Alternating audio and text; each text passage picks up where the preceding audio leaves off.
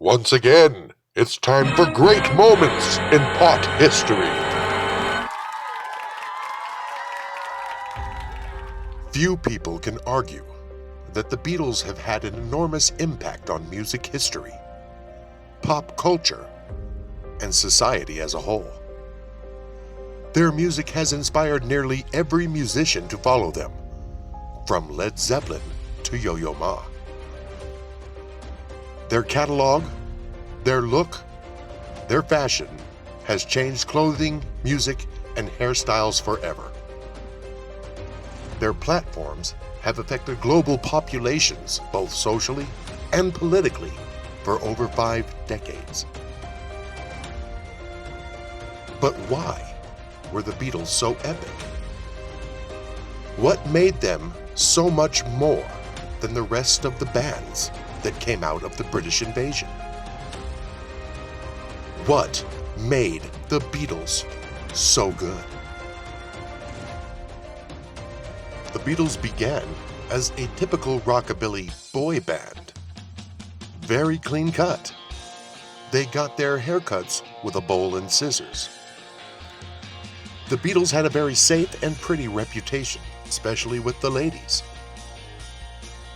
With simple songs like I Wanna Hold Your Hand, Love Me Do, Can't Buy Me Love, She Loves You, Yes, Yes, Yes, Twist and Shout, and a continuing library of well-engineered pop songs, much like every other band, but not a juggernaut that would take over the music industry and change the course of the world. Then came the day, August 28th, 1964, 4:20 p.m. The Beatles would enter the Delmonico Hotel in New York. There they would meet Bob Dylan.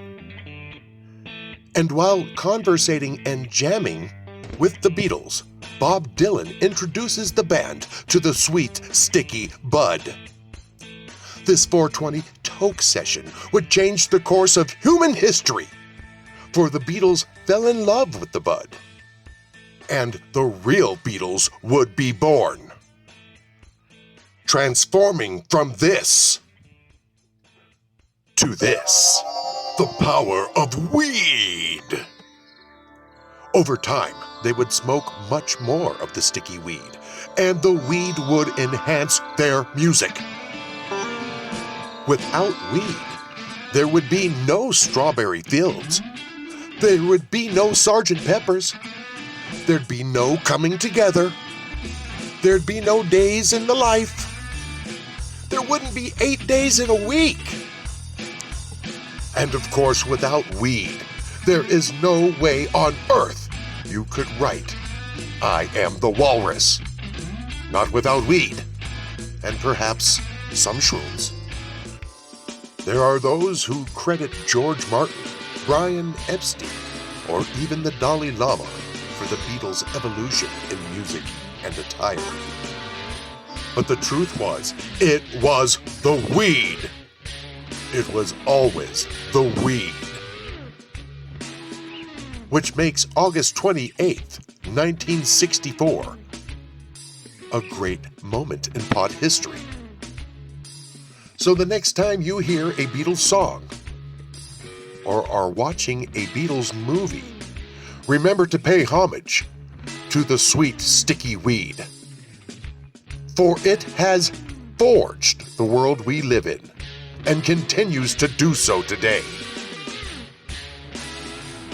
Weed and the Beatles, a historic combination.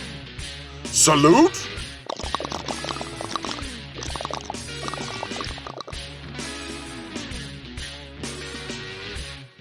Great moments in pot history.